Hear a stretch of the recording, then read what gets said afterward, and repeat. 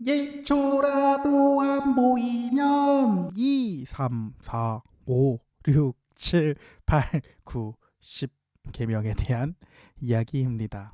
오늘 이후부터 이스라엘 백성들이 하나님 앞에서 지켜야 하는 법들에 대해 이야기가 나올 겁니다. 죄송합니다. 어쨌든 여기서부터 성경 어려워집니다. 그래도 잘 읽어봅시다. 출애굽기랑 신명기만 잘 마무리하면 됩니다. 일단은 사실 저도 어려워서 읽기가 싫어요. 어쨌든 오늘부터는 계속 하나님의 법에 대해, 그리고 후반부에서는 성막을 만드는 장면에 대해서 계속 나올 것입니다. 따라서 오늘 하나님의 법들이 연달아 나옵니다. 먼저 출애굽기 20장에서는 유명한 십계명이 등장합니다. 십계명은 모든 율법의 요약입니다. 그러나 10가지의 조항을 말하기 전에 우리는 가장 먼저 알아야 되는 문장이 있습니다. 이것은 매우 중요합니다. 바로 출애굽기 20장 1, 2절에 나와 있는 십계명의 서문입니다. 제가 중요하니까 새한글 성경의 본문으로 한번 읽어드리겠습니다. 하나님이 이 모든 말씀을 해주셨다. 나는 여호와 너의 하나님이다. 이집트 땅 곧 너가 노예살이하던 집에서 내가 너를 이끌어냈다. 라고 말합니다. 오늘 유튜브 썸네일에서도 숫자들이 막 나와 있습니다. 이 숫자들 중에 대장은 누구처럼 보이나요? 자꾸 7이라 하지 말고 5라 하지 말고 0입니다. 우리는 십계명을 읽기 전에 가장 먼저 이 서문을 1, 2절의 서문을 중요하게 보아야 합니다. 하나님은 이스라엘에게 계명을 주기 전에 먼저 나는 너를 이집트 땅 종되었던 집에서 인도하여 낸 너의 하나님 여호와다라는 것을 먼저 말해줍니다. 이스라엘이 계명을 지키든 지키지 않든 하나님은 먼저 이스라엘을 이집트 땅에서 구원해준 하나님이라는 것을 말해주는 것입니다. 한마디로 율법은 우리의 구원의 조건이 아닙니다. 우리가 구원을 받기 위해 이 율법을 지키는 것이 절대로 아닙니다. 율법은 이미 구원받은 백성들이 지켜야 하는 삶의 도리라는 것을 명시하는 것입니다. 율법으로 인해 구원을 받는 것이 아니라 구원받은 백성들이 점차 지켜지게 되는 삶을 말하는 것입니다. 이런 서문을 먼저 말한 후에 하나님을 위해 지켜야 하는 법 4가지와 사람들과 살아가며 지켜야 하는 법 6가지가 나옵니다. 그리고 이후에 나오는 모든 법들은 대표적으로 모세가 들으러 갑니다. 한마디로 지금 십계명의 이 말씀만큼은 모세만 들은 것이 아니라 모든 이스라엘 백성들이 함께 하나님의 음성을 듣습니다. 그러나 이 음성을 들은 이후에 이스라엘 백성들은 두렵습니다. 하나님의 임재가 두렵습니다. 우레소리가 나고 번개불이 번쩍거리는 수량 뿔나팔 소리가 울리고 연기가 자욱한 산을 보며 백성들은 덜덜 떨며 두려워합니다. 이제 백성들은 모세를 향하여 어르신만 하나님 앞에 가셔서 하나님의 말씀을 이제 어르신만 들으시고 우리에게 전달하여 주시옵소서라고 말합니다. 십계명은 모든 이스라엘 백성이 들은 뒤에 공포에 휩싸여서 이제 이후의 모든 법령들은 모세만 들으러 가고 모세가 하나님의 말씀을 들은 뒤 이스라엘 백성들 앞에서 선포하게 될 것입니다. 모세 혼자 중보자로서 하나님 앞에 시내산 앞에 다가가는 겁니다. 이 모습을 잘 기억해 주십시오. 이제 이 본문 이후에 하나님 앞에 제단을 쌓을 때는 다듬은 돌로 제단을 세우지 말라는 제단에 대한 법이 나오며 이스라엘은 하나님께 예배함으로 교제해야 하는 중요성을 반복하며 출애굽기 20장의 이야기는 끝납니다. 이제 21장입니다. 출애굽기 21장부터는 공동체 규정의 시작입니다. 한마디로 이웃을 존중하고 사랑하는 법들입니다. 이스라엘은 공의로운 공동체로서 어떻게 살아야 하는 기본 지침을 담고 있는 것입니다. 먼저 21장의 1절부터 11절은 노예에 관한 법령이 나옵니다. 이 법들을 그냥 쭉 아웃사이더처럼 빨리 읽어드리겠습니다. 법령의 내용들입니다. 히브리 노예는 6년을 섬기고 7년째 자유인이 된다. 아내와 자녀가 주인에게 속할 경우 노예만 홀로 나간다. 자유를 거부하면 귀를 뚫어 영구 노예가 된다. 이 점을 잘 기억해 주십시오. 이 부분을. 이제 이후에 여자 노예는 남자 노예처럼 해방되지 않으며 주인은 인권을 지켜야 한다. 주인이 기본적인 의무, 음식과 의복과 동침을 지키지 않으면 여인은 자유롭게 풀려난다. 12절부터 27절은 난폭한 행동에 관한 법령입니다. 살인자는 사형에 처한다. 우발적 살인은 피난처로 보호받지만 계획적 살인은 용서되지 않는다. 부모를 때리거나 저주하는 자, 사람을 납치한 자는 사형이다. 다툼으로 손해를 입히면 치료비와 손실을 배상해야 한다. 노예를 때려 죽이면 처벌받으나 곧 죽지 않으면 벌을 받지 않는다. 눈에는 눈, 이에는 이의 원칙으로 공정하게 보상한다. 노예의 눈이나 이를 다치게 하면 자유롭게 해야 된다. 주인이 자유롭게 해야 됩니다. 짐승과 주인에 관한 법령은 28절부터 36절입니다. 소가 사람을 죽이면 그 소는 반드시 돌로 쳐 죽인다. 소의 주인이 주의를 게을리해 사람을 죽게 하면 주인도 죽음이나 혹은 이 죽음에서 벗어나기 위해 배상하며 책임집니다. 노예를 소가 들이받아 죽으면 은값으로 배상한다. 이게 30입니다. 짐승이 웅덩이에 빠지거나 소가 다른 소를 들이받았을 때는 경제적 손실을 분담한다. 이상 출애굽기 21장에 나오는 법들이었습니다. 하나님은 출애굽기 21장에 나오는 법들로 사회 질서를 유지하기 위해 인권 보호와 정의로운 보상, 책임 있는 행위를 요구하시는 것입니다. 이제 출애굽기 22장에 나오는 법들을 말씀해 드리겠습니다. 똑같이 빠를 겁니다. 잘 들어주세요. 1절부터 15절은 이웃의 재산 손해에 관한 법령이 나옵니다. 도둑은 배상해야 하며 상황에 따라 2배에서부터 5배로 그 도둑질에 대한 행위를 갚아야 합니다. 도둑을 밤에 죽인 경우에는 무죄이나 낮에는 살인죄가 됩니다. 남의 밭이나 곡식에 피해를 주면 최고의 것, 나의 밭에서 난 최고의 농작물로 배상해야 합니다. 불로 남의 재산을 태웠을 때는 그 피해를 전액 보상해야 합니다. 맡긴 물건이 도난당한 거나 잃었을 경우 하나님 앞에서 정직함을 맹세하면서 내가 정직하면 이것을 배상하지 않아도 됩니다.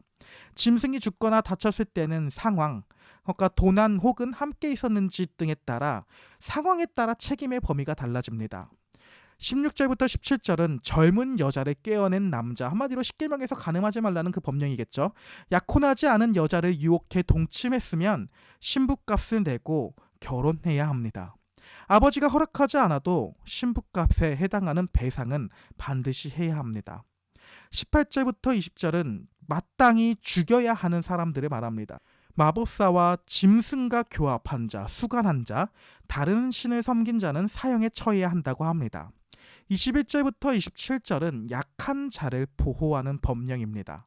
나그네와 과부, 고아를 억압하지 말라고 합니다. 왜냐하면 이 약한 자들의 부르짖음을 하나님이 들으시기 때문입니다. 가난한 자에게는 이자 없이 돈을 빌려주고 만약에 겉옷을 전당물로 받았으면 전당포에서 받는 것처럼요. 겉옷을 만약에 이제 받았으면 해 지기 전에 이 겉옷을 돌려주어야 합니다. 왜냐하면 하나님은 그들을 불쌍히 여기시는 분으로 자기 자신을 나타내고 있기 때문입니다. 28절부터 31절은 하나님을 섬기는 방식에 대해서 나옵니다. 하나님과 지도자들을 모독하지 말라고 합니다. 첫 추수와 첫 열매, 마다들의 가축의 첫 새끼를 하나님께 바쳐야 한다고 말합니다. 하나님의 백성은 거룩한 삶을 살아야 하고 부정한 고기를 먹지 말아야 한다고 나옵니다. 한마디로 출애굽기 22장에서는 재산과 사회 질서를 보호하시며 약자를 돌보고 하나님께 거룩하게 헌신하는 삶의 요약을 말해주고 있습니다. 그렇다면 오늘 우리가 읽은 출애굽기 20장부터 22장까지의 이야기들이 예수 그리스도와는 어떤 연관성을 가지게 될까요? 일단 오늘 본문에 십계명이 나오는 장면에서 백성들은 하나님의 임재가 두려워서 모세에게만 하나님 가까이 가라고 합니다. 따라서 모세는 혼자 시내산 앞으로 나아갑니다. 모세는 하나님과 이스라엘 백성 사이에 중보자가 됩니다. 그리고 신약성경 디모데전서 2장 5절은 다음처럼 말합니다. 하나님은 한 분이시요 하나님과 사람 사이의 중보자도 한 분이시니 곧 사람이신 그리스도 예수이십니다. 따라서 오늘 하나님과 이스라엘 백성 사이에 서 있는 모세의 모습은 유일한 중보자이신 예수 그리스도의 모습을 예표합니다. 모세 혼자 하나님 앞에 나아가서 이스라엘 백성들에게 하나님의 법들을 선포합니다. 이후에 예수께서도 이스라엘에게 자신의 제자들에게 하나님의 법을 선포하는 장면이 신약 성경에 기록되어 있습니다. 이는 이제 성경을 점차 읽어감에 따라 추후 밝히 드러나게 될 것입니다. 또한 예수께서는 마태복음 5장 17절에서 다음처럼 말합니다. 내가 율법이나 예언자들의 말을 폐하러 온 줄로 생각하지 말아라. 폐하러 온 것이 아니라 완성하러 왔다라고 합니다. 예수님은 오늘 모세가 하나님으로부터 받아서 선포하고 있는 율법을 완성시키시는 분이십니다. 왜냐하면 우리들은 이 율법들을 온전히 지키지 못합니다. 따라서 율법의 10계명의 서문을 계속 생각하면서 이 법들을 읽어야 합니다. 하지만 우리가 이렇게 율법을 지키지 못하니 예수께서는 이 율법들을 모두 지켜주십니다. 그리고 죄 없으신 분이, 모든 율법을 지키신 분이 죽어주십니다. 따라서 이러한 예수 그리스도의 사역으로 인해 예수께서 행하셨던 의가 우리에게로 옮겨집니다. 예수님의 의로운 삶이 우리에게 전가, 옮겨지는 것입니다. 예수께서 지키신 모든 율법의 행위가 우리의 행위로 되는 것입니다. 이렇게 율법을 지켜주신 예수 그리스도의 의로 우리 또한 율법을 지키는 삶을 점차적으로 살아가게 됩니다. 이 또한 성경을 읽으며 성도의 의무에 대해서 성경을 아는 만큼 계속 깨달아지게 될 것입니다. 그렇게 우리의 삶이 서서히 변하게 될 것입니다. 이제 출애굽기 21장에서는 스스로 자원하여 자신의 귀를 뚫으며 종으로 남아있게 되는, 어찌 보면 바보 같은 종에 대한 이야기가 나옵니다. 이 종은 바보같이 왜 스스로 귀를 뚫으며 종으로서 계속 남아있길 원할까요? 잠깐 새길로 세보자면 라떼는 말이야, 이 본문을 근거로 목사님들이 실제로 귀걸이를 하면 안 된다라고 말하던 시절도 있었습니다. 다시 생각하면 생각할수록 너무 억지인 것 같습니다. 어쨌든 너무 재밌는 시대였고 어쨌든 그랬던 적이 있습니다. 지금은 그렇게 하면 안 되겠죠. 그래서 도대체 오늘 이 본문에 성경이 의미하는 바가 무엇일까요? 다시 본론으로 돌아가서 이 종은 왜 자원하여 스스로 귀를 뚫으며 종으로 남아있길 원할까요? 먼저 이 종은 종으로 살던 중에 주인이 종에게 아내를 주어 결혼을 하게 됩니다. 만약 종이 이 여인과 아이를 낳았고 7년째가 되면 아내와 아이는 주인에게 속하기 때문에 이 종만 자유인이 되게 됩니다. 그러나 이 종은 이전에 자신에게 아내를 주었던 주인이 너무나도 인격적이어가지고 그 주인도 너무 좋으며 아내와 아이도 너무 좋기 때문에 사랑으로 인해 스스로가 종으로 남게 되는 선택을 하는 것입니다. 이와 같은 종의 모습은 결국에 하늘의 영광을 버리고 자발적으로 종의 형체를 입으신 예수 그리스도를 예표합니다. 빌립보서 2장 7절을 제가 읽어드리겠습니다. 오히려 자기를 비워서 종의 모습을 취하시고 사람과 같이 되셨습니다. 그는 사람의 모양으로 나타나셔서, 이전의 본문에는 예수께서는 하나님과 동등된 분이라는 것을 말하고 이후에 자기를 비워 종의 모습을 취하신다라고 말하고 있는 것입니다. 그렇게 예수께서는 종의 모습으로 이 땅에 오셔서 손과 발에 못자국을 받으십니다. 마치 자발적으로 남은 종이 귀에 구멍을 뚫는 것처럼 말입니다. 출애굽기 21장에 귀를 뚫으며 사랑 때문에 자발적으로 종으로 남은 이야기는 예수 그리스도를 나타내고 있습니다. 예수께서 우리를 위해 스스로 종이 되셨습니다. 그렇게 예수께서는 손과 발에 구멍 자국이 남습니다. 바로 우리를 사랑하셔가지고 우리를 위해 스스로가 수치에 있게 되는 것입니다.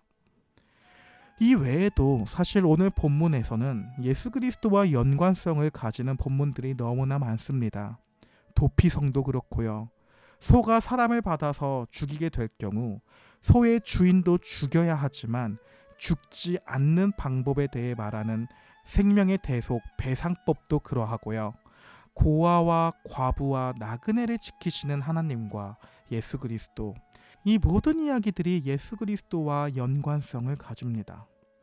이 이야기들은 앞으로도 계속 반복되어서 나올 이야기이기에 오늘은 시간 관계상 생략하고 두 가지만 다시금 기억해 봅시다. 예수님은 모세처럼 우리의 유일한 중보자로서 하나님의 법을 전달해 주시는 분입니다.